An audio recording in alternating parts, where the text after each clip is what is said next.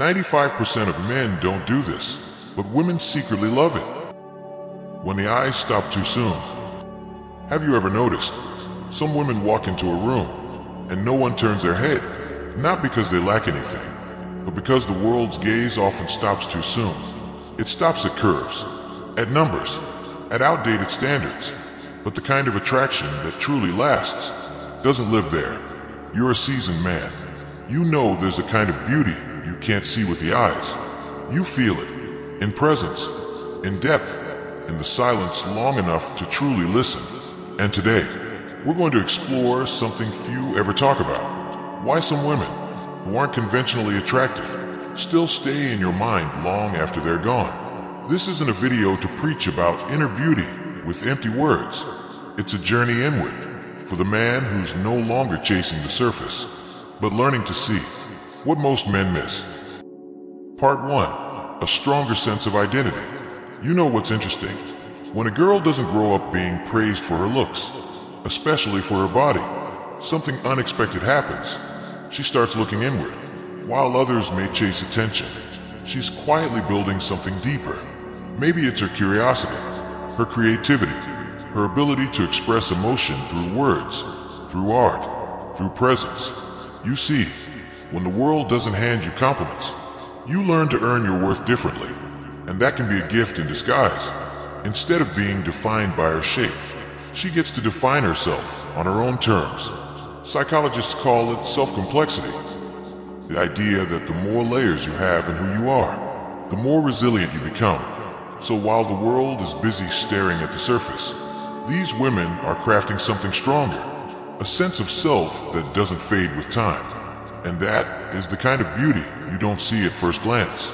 But once you do, you never forget it. Part 2. Deeper emotional connection. Here's something most men don't realize. Real connection doesn't begin with curves. It begins with presence, with depth, with the feeling that someone truly sees you. Women who've spent less of their lives being objectified, who weren't constantly chased for their looks.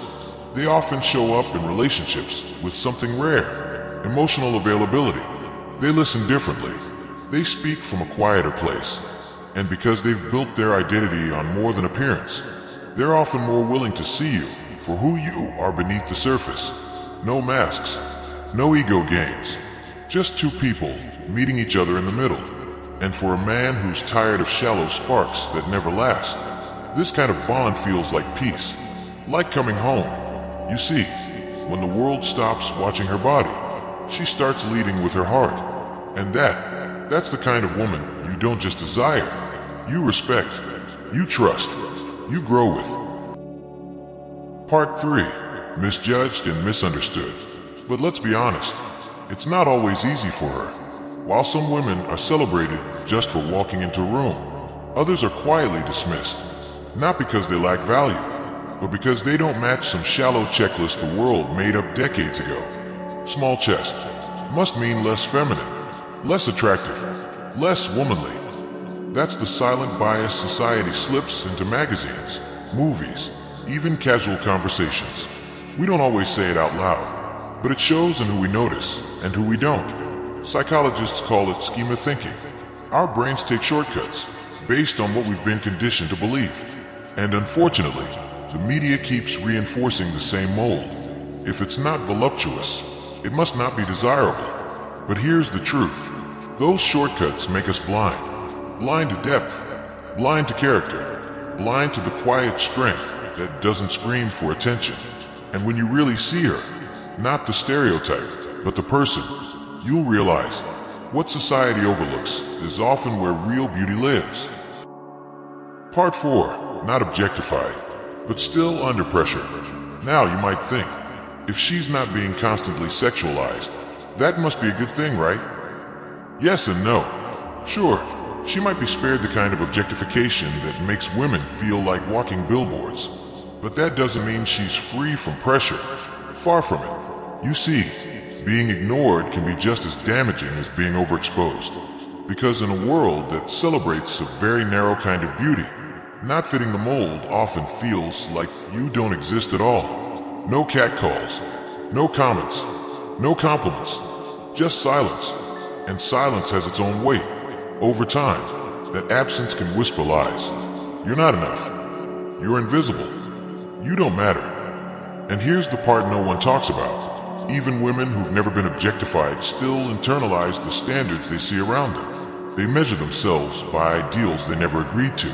So next time you assume someone has it easier because they don't get the wrong kind of attention, ask yourself this.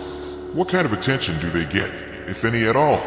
Sometimes the quietest wounds run the deepest. Part 5. Freedom in her own body.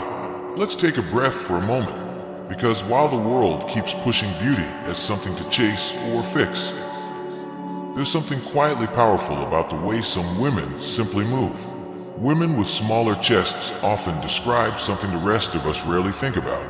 Freedom. Running without pain. Sleeping on their stomach. Doing yoga without discomfort or needing extra layers. Moving through the world without being hyper-aware of how their body is perceived. It's subtle, but it matters. And that comfort, that ease, builds something we often overlook. A peaceful relationship with their own body. They're not adjusting, hiding, or trying to live up to some exaggerated shape. They're just living, fully, freely, naturally. And when you meet a woman who feels at home in her own skin, you can feel it. There's a calmness in her presence, a kind of quiet confidence that doesn't need to prove anything. And maybe that's the kind of beauty we should be paying more attention to. Part 6. Redefining beauty on her own terms. At some point, she stops asking, "Do I measure up?" and starts asking something far more powerful. "Do I even believe in this standard?" You see, when a woman grows tired of chasing someone else's version of beauty, she begins crafting her own. And that shift changes everything. She no longer buys into the idea that she has to look a certain way to be worthy. She stops comparing. She stops shrinking. She starts choosing clothes that feel good, not just look good in a mirror. Choosing confidence rooted in how she lives, not how she's seen. Psychologists call this conscious internalization. When someone doesn't just absorb the world's messages, but filters them with intention. And that kind of awareness, it's rare, it's strong, and it's liberating. Because when a woman defines beauty for herself, no magazine, no trend, no passing comment can take that away from her. And if you've ever met a woman like that, you know, she changes the room without needing to say a word. Part 7. Owning her place in the body positivity movement. Something powerful is happening, and she's becoming a part of it. For decades, beauty meant conformity. One look, one shape, one narrow lane. And if you didn't fit, you stayed quiet and visible. But not anymore. Today, more and more women with smaller chests are standing tall. Not in defiance, but in celebration. They're posting pictures, writing stories, showing up on screens, without apologizing for their bodies. They're not asking for permission to feel beautiful. They're simply claiming it. And that's what the body positivity movement is really about. Not flaunting, not forcing, but freeing. Freeing women from the belief that beauty must look a certain way. Freeing men, too, from chasing illusions.